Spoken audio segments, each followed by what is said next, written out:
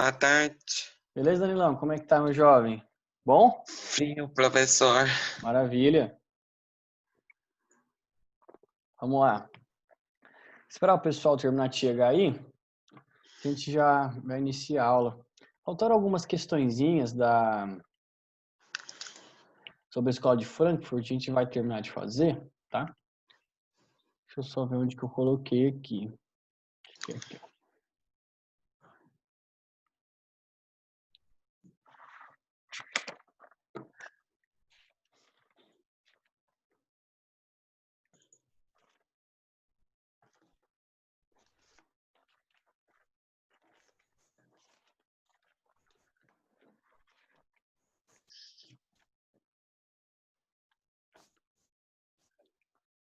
Pessoal, estão conseguindo ver minha tela tranquila aí? Então, né? Sossegado? Vai Professor. ver? Beleza.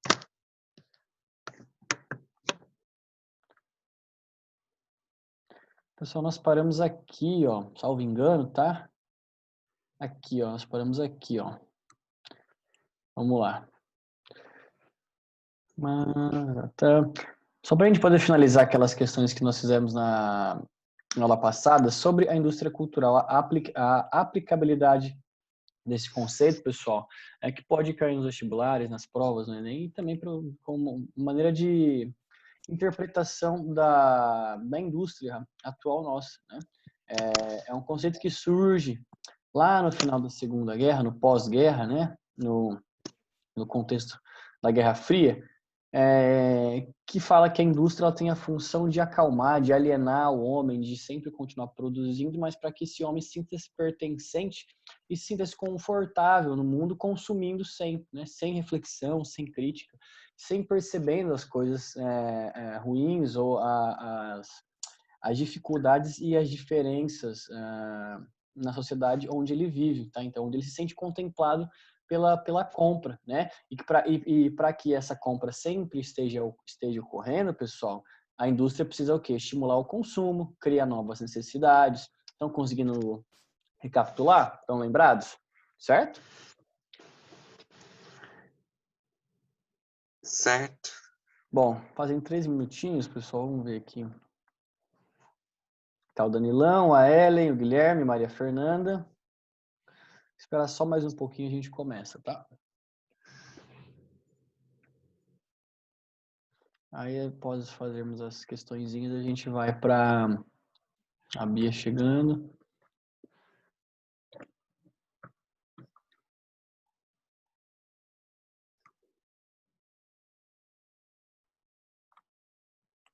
Então, 1, 2, 3, 4, 5, 6. Tá. Pessoal, vou iniciar. O pessoal que for chegando, eu vou aceitando aqui, tá? Gente, ó, exercício do Enem de 2015, tá? Esse TPL aqui é quando ele é adaptado para os presidiários, para quem aqui, os detentos também fazem o Enem para poder conseguir o certificado ou concluir o ensino médio. Eles têm direito a prestar a prova aí sempre que o Enem sai, tá? Então, ele só é adaptado, beleza? Ó, vamos ler o enunciado. Falava-se antes de autonomia da produção significar que uma empresa, ao assegurar uma produção, buscava também manipular a opinião pela via da publicidade. Então, a empresa, pessoal, ela busca manipular a opinião por meio da publicidade. O que é publicidade, pessoal? São os posts que vocês veem patrocinados no Instagram, nos outdoors que vocês andam na rua, pelo vídeo do carro, espero que dentro do carro, né? Não por aí perto das pessoas, principalmente na época de pandemia. Então, vocês olham ali pro outdoor, tá ali geralmente uma chamada bem rápida de atenção para que você só leia e já assimile aquela ideia. O que mais? No Facebook, aquelas propagandas que ficam ao lado, quando você vai descendo ali a rolagem, ou no próprio feed mesmo tem alguns posts patrocinados. Então, a publicidade, né? Então, ela pode ser desde aí das vias digitais, como em outdoors, jornais, revistas, né? Na televisão, ok? Nesse caso, né, o fato gerador do consumo seria a produção, certo? Mas, atualmente, as empresas hegemônicas, ou seja, aquelas que são uma hegemonia, ou seja, aquelas que que detêm a maior parte do mercado consumidor, aquelas que mais vendem, certo? Por exemplo, o Mufato, ele é uma hegemonia em Londrina e região, o Mufato. Quem é que é de Londrina? Todo mundo Eu acho que todo mundo aqui é de Londrina, né? Se eu falar assim, ó, o Mufato é uma hegemonia em Londrina e região, tá certo? Sim ou não? Sim, né, Danilo? Exatamente. É uma hegemonia, né? Tem muitas filiais, tem muitas redes aqui. Hegemonia é tipo uma franquia? Quase. É que assim, hegemonia pode ser para qualquer coisa. Então, por exemplo, assim, ó, se eu falar que a maioria da sala gosta de filosofia, eu vou falar então que filosofia é uma hegemonia na escolha da sala, ou seja, é a maioria, tá? Hegemonia pode ser para qualquer coisa. É como se fosse um monopólio, como se fosse a maior parte, tá, Ellen? Tá? Então, empresas hegemônicas são as maiores, aquelas que têm a maior parte do mercado consumidor. Falando de empresa, mas poderia ser opinião. Né? Qual que é a opinião da maior, por exemplo? A Sala gosta mais do Super-Homem do que do Batman. Ah, então o Super-Homem é uma Super-homem hegemonia é na Sala. hegemonia. Isso, Entendi. beleza? Tranquilos então. Então, atualmente as empresas hegemônicas produzem, pessoal, primeiro o consumidor antes de produzir os produtos. Né? Então, veja só. Um dado essencial do entendimento do consumo é que a produção do consumidor hoje precede a produção dos bens de consumo. Então, eles pensam primeiro em criar o consumidor, criar a pessoa, né, o perfil da pessoa que vai consumir, para depois criar o produto. Né? Muito bem. Ó, por uma outra globalização, do pensamento único à consciência universal. Né? O Milton Santos, que é um geógrafo muito renovado, vocês vão ver muito o nome dele em muitos textos de Enem, provas e por aí, tá? Milton Santos, gravei esse nome aí. O tipo de relação entre produção e consumo, discutido no texto, pressupõe o ou a. Vai lá, gente. O aumento do poder aquisitivo, tá falando então dos consumidores aumentarem o seu poder de compra? Tá falando isso no texto? Tá falando que os consumidores vão receber, vão ter mais dinheiro e, consequentemente, vão conseguir comprar mais coisa? Tá falando isso no texto, gente? Poder aquisitivo, poder de aquisição. É isso que o texto está falando? É só ler o enunciado. Quando tiver dúvida, vai para o enunciado. Não está falando isso, né, pessoal? Não. Letra B. O estímulo à livre concorrência. Gente, está falando de empresa hegemônica. Ó, se a empresa ela é hegemônica, ela pode até ter concorrência, mas vai ser bem, né? Como é que eu posso dizer? Vai ser pífio, né? Vai ser, por exemplo, você acha que, sei lá, o mercadinho da esquina, ele representa uma concorrência grande, né? O mercadinho Quatá, o sacolão, representa algum perigo para o Mufato, por exemplo? Agora, quando o Walmart veio para cá, nós tivemos aí, que poucos ficaram sabendo, mas juridicamente vários trâmites que a família Mufato fez para não autorizar que o Walmart viesse aqui para Londrina e se instalasse ali hoje no Shopping Boulevard, né? Porque representa um risco para a concorrência, para a hegemonia do Mufato. Tá? Mas está falando aqui justamente ao contrário, ó, né? Qual que é a preocupação? Atualmente as empresas hegemônicas produzem o consumidor antes de produzirem os produtos. Ou seja, está falando aqui de uma tática das empresas hegemônicas. Não está falando sobre livre concorrência. Você não encontra essa palavra aqui no texto, nem nada que remeta a ela. Muito pelo contrário, hegemonia é o contrário de livre concorrência, né? É praticamente uma empresa só detendo todo o mercado, certo? Então, tá errada a letra B. C. A criação de novas necessidades. Quem acha que essa questão aqui responde a nossa pergunta? Quem acha que essa alternativa aqui responde a nossa questão? Ó, Danilão, quer falar? Pode falar. Acho que pode ser C. Pode ser, e perfeito, tá, ó. Porque, gente, eles vão criar primeiro o consumidor, ou seja, eles vão criar primeiro a necessidade em você para depois te oferecer o produto, né? Então, muitas vezes, o que vai acontecer? Tem empresa que já vai lançando a campanha do novo produto, né? Por exemplo, vem aí tal coisa, né? Ou vem aí tal produto, ou vem aí tal modelo, né? O que acontece? Muitas vezes nem está pronto ainda, nem está disponível. Pronto está, né? Mas nem está disponível para compra, mas vai se criando o desejo, né, no consumidor, vai criando o consumidor, né, para depois você oferecer o produto para ele. Você cria primeiro a necessidade. Né? Então, por exemplo, o celular. Aos poucos vai parando de sair a atualização para aquele modelo, vai ficando cada vez mais incapaz a memória do celular de conseguir armazenar fotos, aplicativos, funcionar sem travar, né? Então vai criando a necessidade em você de comprar, de começar a pesquisar um novo. Aí, né, basicamente, depois que se criou a necessidade, fica muito mais fácil de só oferecer o produto. Ah, é isso que você está procurando? Tá aqui, é o modelo que você precisava. Tanto de memória, processamento tal, câmera tal, melhor do mundo, né? Então, eles oferecem para você. Então, eles criam as novas necessidades para depois oferecer o produto. Deu para sacar aqui? Acharam difícil essa questão? Ellen, Danilo, Guilherme, Maria Fernanda, Bia. Tranquilo, hein, gente?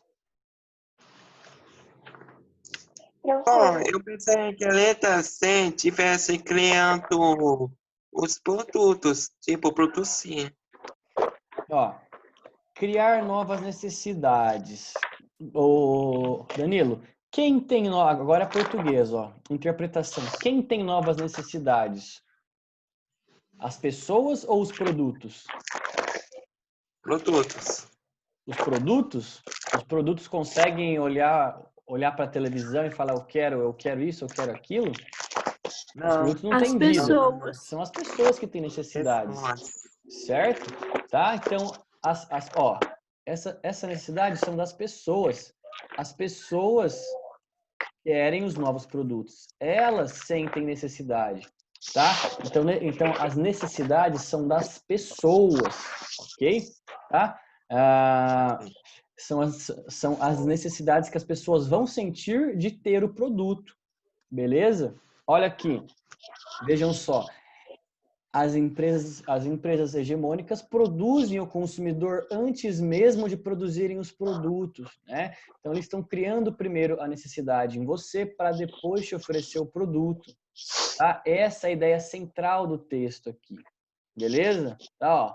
Então, o dado essencial no entendimento do consumo, que é a produção do consumidor. Quando você produz o consumidor, você produz a necessidade nele. Tá vendo? Ó? Sacaram aqui? A necessidade, tá? Beleza? Gente, Yes. geralmente é só interpretar o texto e tentar extrair dele. Pense no seguinte, a ideia da indústria cultural é te vender muitas vezes sem você nem perceber que você está comprando, né? Você fica pensando naquilo que você viu, na hora que você vê, surge um produto com aquela característica ou, né, daquilo que ficou na sua cabeça durante muito tempo e você, na hora que vê, você não pensa duas vezes antes de comprar. Porque eles já criaram, já embutiram em você a sua necessidade de compra, né, de adquirir aquele produto. Beleza? Letra C é o nosso gabarito, tá? Não, vou dar um mute aqui em você, acho que é a Bia que tá com... Aí, pronto. Gente, número 12. Não, número 12. O EL 2012. Observe a imagem a seguir. Então tá aqui. É o super-homem e aqui uma leve passagem sobre ele. O super-homem ganha poderes pelos efeitos dos raios solares, mas tem uma fraqueza, o minério kryptonita. O Homem-Aranha adquire habilidades depois da picada de um aracnídeo. O Quarteto Fantástico nasce dos efeitos de uma tempestade cósmica. Um a um, os elementos da natureza tornam-se importantes para o nascimento de vários super-heróis. Porém, mais do que superpoderosos, esses heróis de histórias em quadrinhos também escondem um segredo. Pessoal, essa aqui teria que saber qual que é o perfil do vestibular da UEL, tá? O vestibular que ele foca muito, ele preza muito por questões sociais, tá? Por realidades sociais e por códigos subliminares que as empresas, né? Como é que eu posso explicar? Que as situações históricas colocam para o ser humano. Então, assim, são questões sociais, né? Do cotidiano mesmo dos alunos, dos pais, do ser humano, mas principalmente dos alunos. Então, traz aqui, por exemplo, quem aqui que duvida, alguém que está prestando vestibular nesse momento aqui em 2012, por exemplo, que não soubesse que era o Super-Homem, que não tenha assistido algum filme dele, ou desenho, ou lido um gibi, ou principalmente do Homem-Aranha, ou visto alguma coisa do Quarteto Fantástico. Então, pega situações da realidade, da experiência dos alunos, e tenta fazer com que eles critiquem essa realidade que eles tiveram ou têm. Tá? Esse é o perfil do vestibular da UEL, um dos perfis dele. Tá? Então, aqui teria que saber mais ou menos o que a questão está querendo. Então, observe o seguinte, ó, número 1.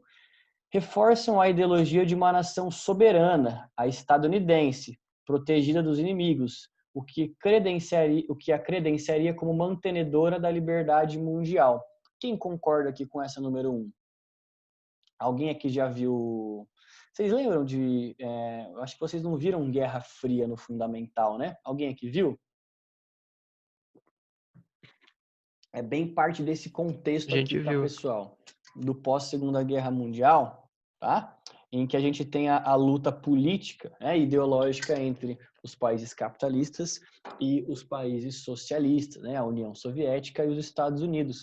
Então vão surgir heróis como Homem-Aranha, Capitão América, Super-Homem, em que você percebe, pessoal, pela cor da roupa, por exemplo, quais são as cores que eles carregam? São as cores da bandeira dos Estados Unidos, né? O que eles fazem geralmente? Eles estão sempre salvando as pessoas, salvando a humanidade ou uma população de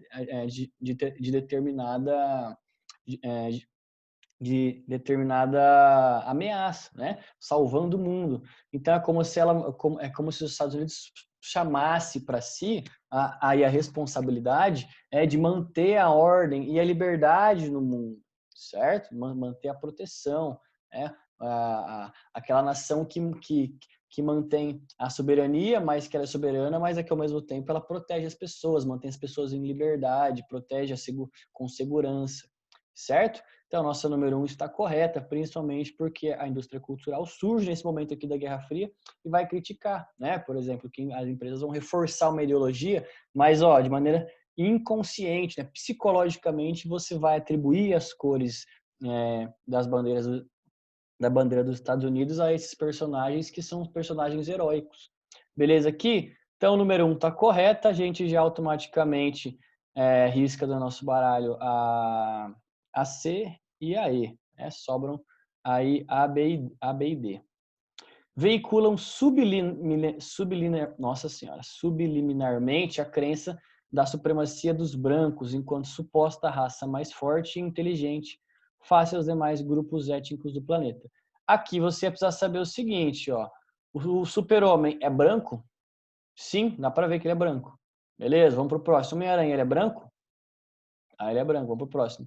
Quarteto Fantástico, tem algum personagem negro, pessoal? Quarteto Fantástico? Daí, opa, professor, mas tem o Lanterna Verde, professor, mas tem, eu não sei, eu só consigo lembrar do Lanterna Verde, pessoal, o único. Inclusive tem controvérsia, porque o filme, né, o herói é branco, certo? Aí o desenho HQ, ele é negro, então assim, é totalmente fora de contexto. E outra, você tem que atribuir o que? Ao enunciado, não é o que você acha ou já viu, não. É o que tá falando no enunciado. Se o enunciado tivesse algum super-herói negro aqui, aí você poderia falar, mas espera aí, tá se contradizendo aqui a alternativa com o enunciado, né? Mas aqui, os 3 super-heróis citados, né, e o último aqui, o último quarteto com todos eles não tem nenhum super-herói negro. Ou seja, né, então, ao mesmo tempo em que coloca os Estados Unidos como uma nação soberana, também veicula de maneira subliminar, né, de maneira inconsciente na cabeça daqueles que assistem a suposta teoria de que a raça branca seria, né, a raça mais forte e inteligente face aos outros grupos étnicos do planeta, né? Então, o indígena, o asiático, né, e por aí vai. Beleza? Então, a gente já sabe que a 1 e a 2 estão corretas, tá? Opa, professor, mas tem a 4 aqui, ó. A gente já risca a B também. Vamos ver a 4. Reconhecem que os verdadeiros super-heróis não precisam de superpoderes, desde que sejam pessoas boas e altruístas. Aí tá errado. Tá falando algo, falando sobre ser bom ou ser altruísta aqui no texto? Não tem nada a ver. Nada a ver, né? Então, automaticamente, a nossa resposta correta passa a ser a 1 e a 2. Maravilha? Tranquilos aqui? Tranquilo. Você não teria colocado a 2 como certa. Porque eu nunca tinha parado pra pensar nisso. Sim, até porque também você força, eles falam, nossa, mas será? Será que eles não estão forçando a amizade? Mas a questão é, você tem que, pessoal, vestibular você tem que ir na menos pior, porque tem questão que fala, nossa, mas assim, a questão ela faz até um sentido, mas te incomoda, porque você fala, mas será que é isso mesmo? Mas daí você vê as outras questões são piores ainda. Aí você fala, não, mas daí não dá, né? Então, assim, você vai na menos pior. Vestibular, quando você está em dúvida, você tem que ir na menos pior, na mais aceitável. Aí você coloca ela. Tem algumas que são óbvias, mas tem algumas que não são tão óbvias assim. E essa aqui é uma delas, tá? Você vai sempre na menos pior, tá? É a mais razoável. Vamos lá. Universidade Federal, acho que é Santa Catarina, não sei onde que é, o FSS, não vou lembrar aqui. Bom, enfim, 2011. É uma forma de cultura produzida industrialmente e tem por objetivo a lucratividade das corporações de mídia que nela investem grande capital em máquinas e infraestrutura fabril. Fabril é fábrica, tá, pessoal? Utiliza tecnologia de ponta, destina-se a um grande público anônimo e impessoal e é distribuída através do mercado e depende de patrocinadores. E aí, gente, ó, grande capital em máquinas e infraestrutura fabril, cultura erudita, popular, de massa, midiática ou eletrônica? E aí? Gente, vamos voltar aqui novamente. Produzir cultura de maneira industrial significa produzir bastante ou pouco? Bastante? Bastante. Se é bastante, eu vou mandar para alguns indivíduos ou vou mandar para uma galera, para o povão? Uma galera. Para uma galera. Qual que é o outro nome que a gente pode chamar de galera, de povão? Popular? Popular não pode ser? Então, massa? Massa, muito bem. Por que que não poderia ser popular, Danilão? Porque é o seguinte, o popular aqui teria a ver com um conceito muito específico. Você vai, mas é popular, então é da galera, é do povo. Mas calma aí, a gente está falando de cultura produzida industrialmente. Quando a gente assimila o popular, significa que ela é feita de maneira manual. Então a gente tira ali a lógica da indústria no popular. Popular é a própria população que faz. Beleza? Agora, cultura de massa, ou seja, cultura feita para a massa, né? É cultura de massa. Quem consome? A massa, a maior parte do povo, né? A maior parte do povo está ouvindo o quê? Está ouvindo, né, praticamente as mesmas lives, né? Você pega números aí de lives, por exemplo, né?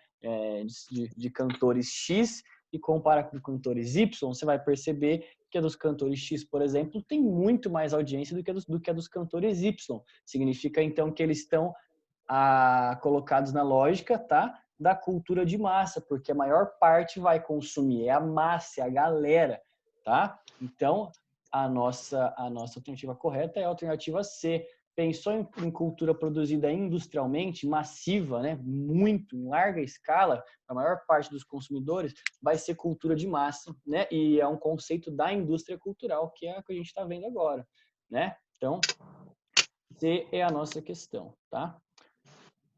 Unicentro, Universidade Estadual do Centro-Oeste, Guarapuava. A indústria cultural, com suas vantagens e desvantagens, pode ser caracterizada pela transformação da cultura em mercadoria. Opa, do que ele está falando então? Que a indústria cultural, né, tem suas vantagens e desvantagens, mas se a gente fosse caracterizar ela, seria isso aqui, ó, transformar a cultura em mercadoria. Peraí que eu risquei errado, tá? Essa seria do texto. Com produção em série, ou seja, em grande escala, né? De baixo custo, para que todos possam ter acesso. É uma indústria como qualquer outra, que deseja o lucro e que trabalha para conquistar o seu cliente, vendendo imagens, seduzindo o seu público a ter necessidades que antes não tinham. Tá ficando cada vez mais claro o conceito aqui para nós, né, de indústria cultural. Assinale a alternativa correta. A indústria cultural não é uma característica da sociedade contemporânea? O que vocês acham? Eu acho que não é. Tá errado, né? Claro que é uma característica da sociedade contemporânea. Já tirei ela do baralho. B. A indústria cultural é responsável por criar no indivíduo necessidades que ele não tinha e transformar a cultura em mercadoria. Tá errado. Tá errado? Gente, lê aqui, ó. O que ela tá falando? Vamos ler as duas primeiras linhas do texto. A indústria cultural, com suas vantagens e desvantagens, pode ser caracterizada pela transformação da cultura em mercadoria, com produção em série e de baixo custo. já responde a primeira questão. Ó. A indústria cultural é responsável por criar no indivíduo necessidades que ele não tinha e transformar a cultura em mercadoria. Voltamos para o texto. Seduzindo o seu público a ter necessidades que antes não tinham. Pessoal, Tá essa certo. questão aqui, ela tá basicamente, ela tá quase, parece que ela tirou do texto aqui e colocou na questão, porque tá basicamente isso. Só inverteu a ordem, né? Ó, né? Transformar a cultura em mercadoria, que vem no início do texto, e colocar aqui, ó, criar novas necessidades, que tá aqui no final do texto, né? Então, letra C, letra B é o nosso gabarito. Pessoal, isso aqui era fácil, tá? Isso aqui é tranquilo de fazer. É só, gente, só em humanas você basicamente tem que saber interpretar o que está escrito, né? E assim, vez ou outra você vai ter que usar daí realmente dos seus conhecimentos sobre aquele assunto, né? Mas muitas vezes você consegue fazer a questão, resolver a questão só interpretando o que está falando ali, só lendo, né? Nas linhas do texto, e nas entrelinhas também, interpretando o que ele está querendo dizer. Tá com dúvida, vou ler o enunciado de novo até entender, certo? Tá? O El 2009. De acordo com a crítica à indústria cultural, na sociedade capitalista avançada, a produção e a reprodução da cultura se realizam sob a égide. Égide é proteção, escudo, tá? É como se fosse uma justificativa. Tá? Por exemplo, então, o Getúlio Vargas deu um golpe de Estado sobre a égide de que haveria um golpe comunista, ou seja, ele falou que haveria um golpe comunista, o plano Cohen, e aí tomou o poder para suas mãos por meio de um golpe. Sobre a égide, então pode ser escudo, justificativa, proteção. Né? Vamos lá, então. A produção e a reprodução da cultura se realizam sobre a égide da padronização e da racionalidade técnica. No contexto dessa crítica, considerando o fast food como produção cultural, é correto afirmar. Gente, quem que não vai falar que não foi no shopping ou final pega um cineminha, que também faz parte da indústria cultural, né? Ah, vou comprar aqui uma casquinha, né? Ou tá saindo de algum rolê que foi na casa do amigo ou na casa de alguém, ou não sei, em algum lugar. E aí, vou passar a pegar um Mac, vou passar a pegar um BK. Cria, pessoal, uma cultura, uma tradição, um comportamento seu, né, no ser humano, de ir lá e consumir. Porque é fácil, legal, se você atribui uma ideia de conforto, de rolê, né, com seus amigos, de alegria, né, de compartilhamento de momentos entre vocês. Então, maravilhoso, olha só que legal, né, que vibe massa, certo? Então, a ideia é essa, né? Pessoal, cultural é o costume, a tradição, é o seu hábito, aquilo que você faz. Então, final de semana, para muita galera, é sagrado, né? Vai lá, passa, pega nem que seja no carro mesmo ali, né? Já só pega ali, vai, né? Vai dar um rolê com o crush, como é que vocês falam, né? Vai lá, pega ali bonitinho, né? Uma casquinha legal, um negócio com flocos, bacana, né? Etc. E aí vai, certo? Já derruba o sorvete caro no banco do carro, fica uma meleca e todo mundo fica feliz, certo? Então é isso, pessoal. Então é a cultura, né, produzida nessa racionalidade técnica, porque eles estão pensando em como que eles vão criar em vocês essa necessidade, esse hábito de consumir com eles, certo? Dito isso, pessoal, qual que é a crítica aqui então?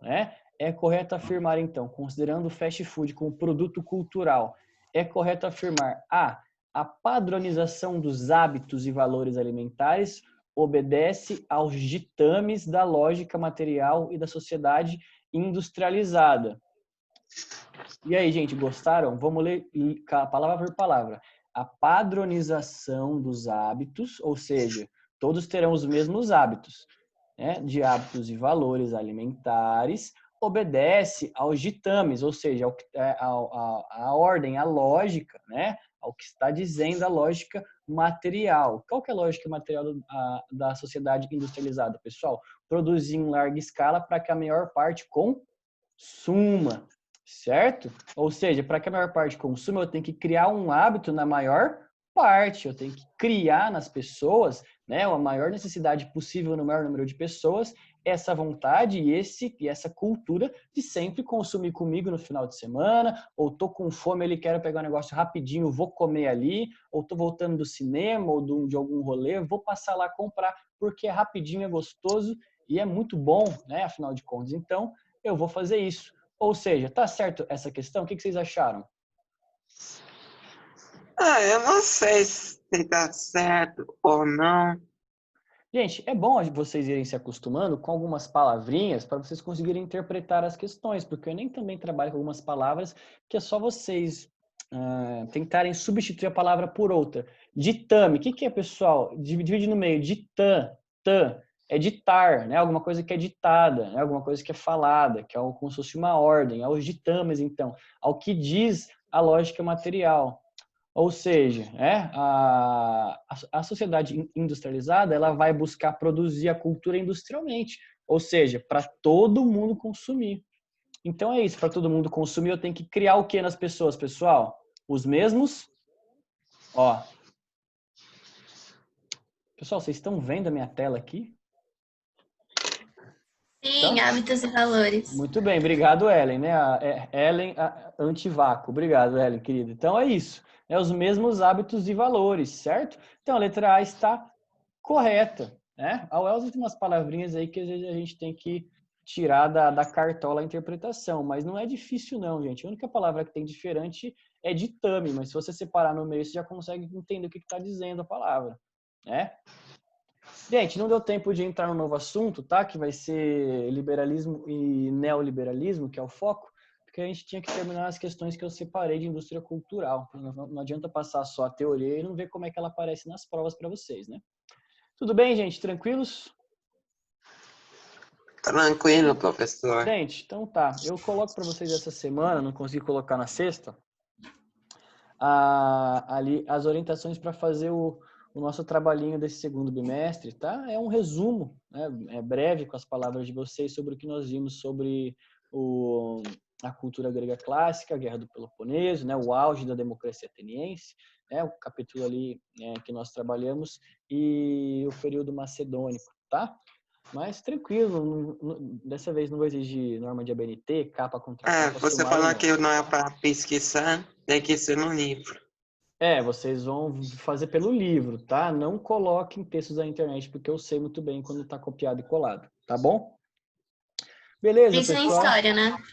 Em história, Ellen, em história. Eu já tava, Em história. É só para dar o recado mesmo, para eu não perder. Porque eu vejo pouco vocês, né? Então, eu tenho que aproveitar para dar o recado. Tá bom, gente? Vai Tranquilo? colocar no site, né? Vou ver quem veio, Danilão, Ellen, Bia e Guilherme. Beleza, gente? A gente fala na sexta-feira, tá bom, queridos? Tchau. Grande abraço, tá? Falou, Guilherme. Falou, Danilão. Tchau, Bia. Tchau, Ellen. Tchau, professor. Até mais, gente. Até.